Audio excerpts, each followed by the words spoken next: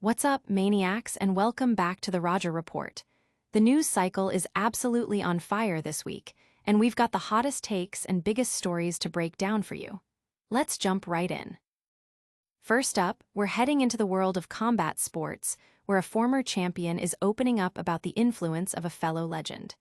He's admitting that perhaps he leaned a little too hard on a certain blueprint, and it might have led him down a path he didn't expect. We've got the full story on this candid confession. Then, we shift gears to an electrifying concept that's got the entire sports world buzzing, a potential historic event on American soil. We're talking about a proposed fight card that could feature some of the biggest names and most anticipated matchups imaginable, all set against a backdrop that's truly iconic. This one is a must-see. And finally, we're looking at another fascinating perspective from within the sport, with a fighter reflecting on his journey and the parallels he sees with another celebrated athlete. He's dissecting the moments where he might have strayed from his own path and what that meant for his performance. It's a deep dive into the mindset of a champion. Stick around for all the details and make sure you hit that subscribe button and ring the bell so you never miss an update. A familiar shadow. In the competitive world of mixed martial arts, the path to superstardom is often paved with inspiration. But sometimes, that inspiration can become a double-edged sword. One of the sport's most recognizable figures is now candidly admitting that he may have followed his idol a little too closely, potentially to his own detriment.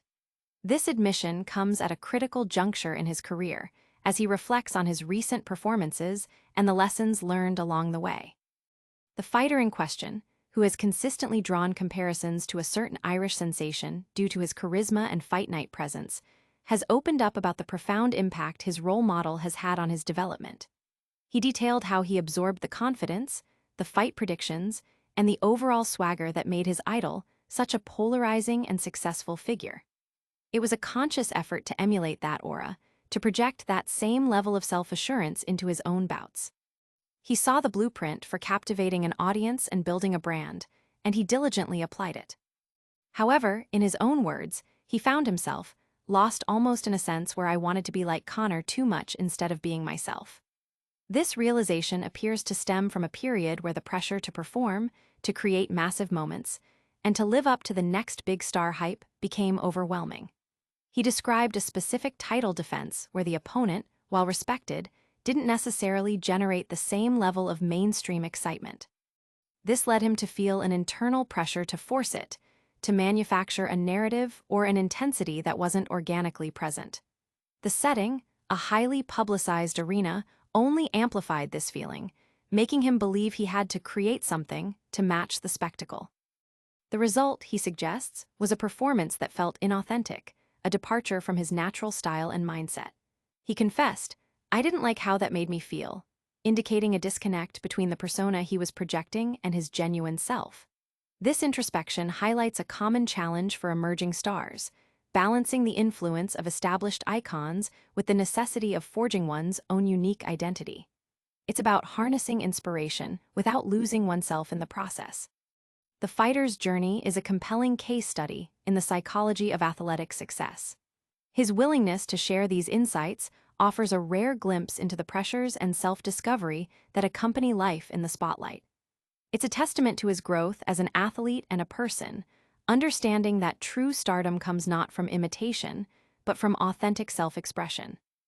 What happens when aspiration meets reality in the most intense way possible? Next, we're diving into a speculative but thrilling vision for the future of a major sports organization, a concept that has the entire community buzzing with possibilities.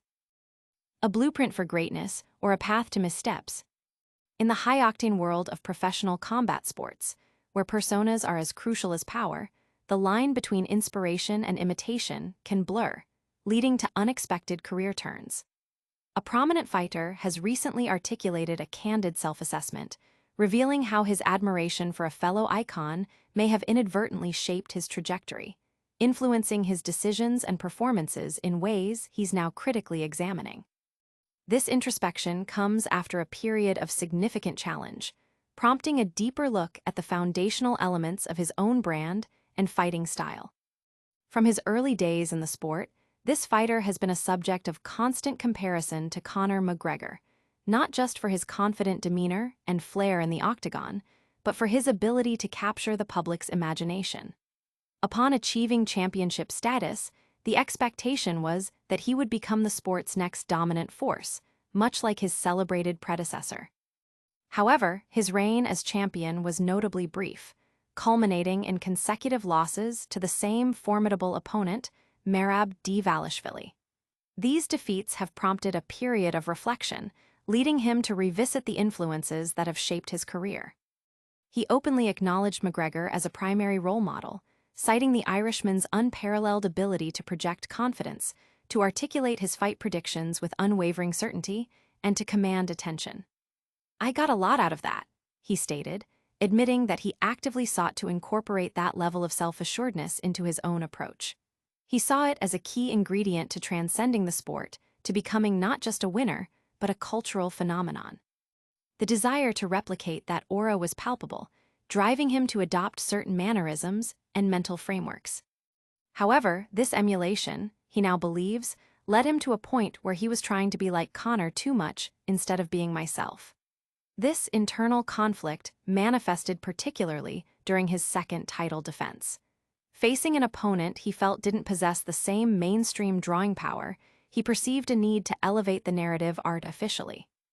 The high-profile venue, the Sphere, added to this pressure, creating an environment where he felt compelled to create something beyond the natural contest. This self-imposed demand to amplify the event, to make it big, resulted in an experience he found uncomfortable and inauthentic. "I didn't like how that made me feel," he confessed, highlighting the internal dissonance of forcing a persona rather than embodying his true fighting spirit. This admission is particularly significant given his current standing in the bantamweight division.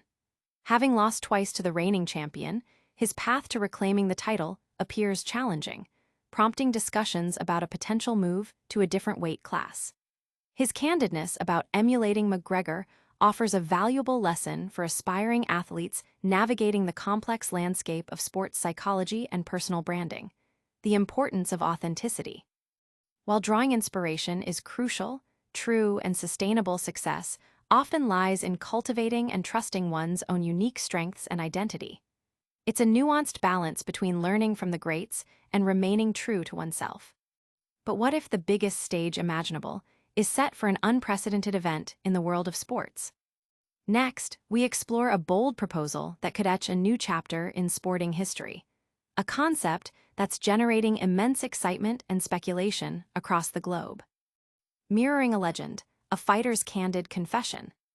In the intense spotlight of professional combat sports, athletes often find themselves drawing inspiration from the titans who paved the way.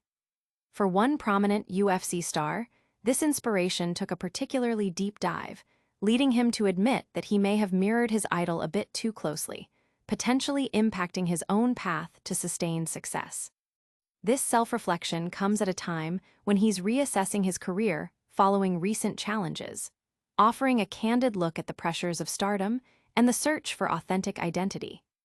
Sean O'Malley, a fighter renowned for his captivating personality and flashy fighting style, has frequently been compared to Conor McGregor. O'Malley himself has openly acknowledged McGregor as a significant role model, admiring his confidence, his ability to predict outcomes, and his overall ring presence. He explained in a recent interview how he absorbed these qualities, thinking, "I can be confident like that." This admiration was so profound that he felt he got lost, almost, in a sense, where I wanted to be like Conor too much instead of being like myself. This realization speaks volumes about the intense pressure to emulate successful figures in the pursuit of superstardom. The fighter elaborated on this point, recalling a specific moment during his second title defense. He felt a distinct pressure to make the fight a monumental event, especially given the opponent, Merab Dvalishvili, whom he didn't perceive as a major draw. The high-profile venue, the Sphere, amplified this feeling, compelling him to force it and create something that wasn't organically present. He admitted, "I didn't like how that made me feel," suggesting that the effort to manufacture excitement detracted from his natural performance and enjoyment. This internal struggle highlights the delicate balance between performing for an audience and staying true to one's authentic self, especially when facing a fighter he didn't personally hold animosity towards. O'Malley's journey is a fascinating study in the psychology of athletic careers. While his admiration for McGregor is clear, his introspection reveals a crucial lesson: the importance of authenticity. He noted the need for fighters to be yourself, and then you can add on to that a little bit, emphasizing the search for that perfect balance. This self-awareness is particularly relevant as he navigates his career after consecutive losses to Divalishvili, which have made an immediate title shot unlikely. His willingness to dissect these experiences provides valuable insight for anyone striving for success, underscoring that while learning from others is vital, ultimately, carving out one's own unique path is paramount. His candidness about trying too hard to be like McGregor offers a powerful reminder that while emulating successful traits can be beneficial, losing one's own identity in the process can be detrimental. It's a nuanced aspect of sports and performance, where self-awareness and authenticity are often the keys to unlocking true, long-term potential. The sport thrives on personalities, but the most enduring stars are those who can project a genuine self, amplified by the lessons learned from others. But what if the biggest stage imaginable is set for an unprecedented event in the world of sports? Next, we explore a bold proposal that could etch a new chapter in sporting history, a concept that's generating immense excitement and speculation across the globe. A White House bout, the ultimate fight card proposal. The idea of staging a major professional combat sports event on the hallowed grounds of the White House has moved from a speculative whisper to a concrete discussion, with officials confirming plans for a 2026 event. This ambitious proposal has ignited the imagination of fans and fighters alike, prompting a deep dive into what such a historic card might look like. Experts have begun crafting dream matchups, considering legendary returns, long-awaited rematches, and the potential culmination of epic careers, all against the backdrop of American history. This proposed event, tentatively slated for July 4, 2026, in Washington, D.C., aims to be the baddest card of all time, according to UFC CEO Dana White. The planning stages are already underway, with key meetings scheduled to solidify the details. The sheer magnitude of the venue and the occasion has led to a flurry of fantasy matchups, blending current champions, returning legends, and rising stars.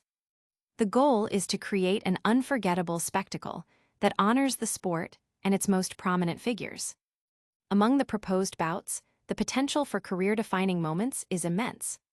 One scenario envisions the potential end of two storied careers, with veterans Jim Miller and Edson Barboza, who have a combined 77 UFC fights, leaving their gloves in the center of the octagon after battling on the White House lawn.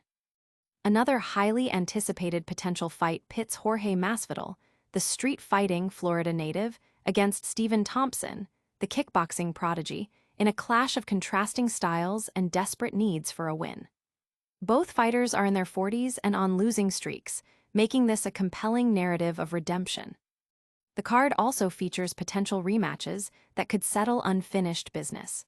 The possibility of Israel Adesanya facing Sean Strickland again is highlighted, with Adesanya looking to prove his previous title loss was a fluke.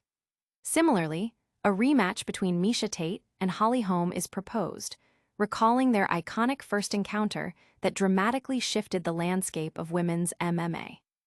Holm, who is no longer with the UFC, could potentially re-sign for this monumental occasion, adding another layer of narrative depth. Furthermore, the card addresses current rivalries and potential future superfights. A bout between Henry Cejudo and Sean O'Malley, both with ties to Arizona and a history of public exchanges, is suggested. A BMF title fight between Max Holloway and Paddy Pimblett is also on the table, pitting fan favorites against each other. The card also includes speculative matchups like Khamzat Chimaev versus Reinier de Ridder, Alex Pereira versus Carlos Ulberg for the light heavyweight title, and a potential rematch between Kayla Harrison and Amanda Nunes, which could be one of the biggest fights in women's MMA history. Perhaps the most talked-about potential fights involve returning megastars. A trilogy bout between Nate Diaz and Conor McGregor is presented as the only logical matchup for McGregor's return, given his current standing and Diaz's stated preference. Finally, the card is capped off with a potential superfight between Islam Makhachev and Ilia Topuria, possibly for the welterweight title, and a highly desired heavyweight clash between John Jones and Tom Aspinall, which is described as the perfect fight for the occasion. These incredible matchups are just the beginning of the conversation. We'll continue to break down the potential impact of these fights and what they mean for the future of the sport. And that's a wrap on another packed episode of the Roger Report. We've seen a fighter reflect on emulating a legend, discussed a potential historic UFC event at the White House with dream matchups, and heard confessions that shed light on the pressures of stardom. Don't forget to hit that like button if you enjoyed this breakdown, subscribe to the channel for all your combat sports news, and ring that notification bell so you're always in the loop.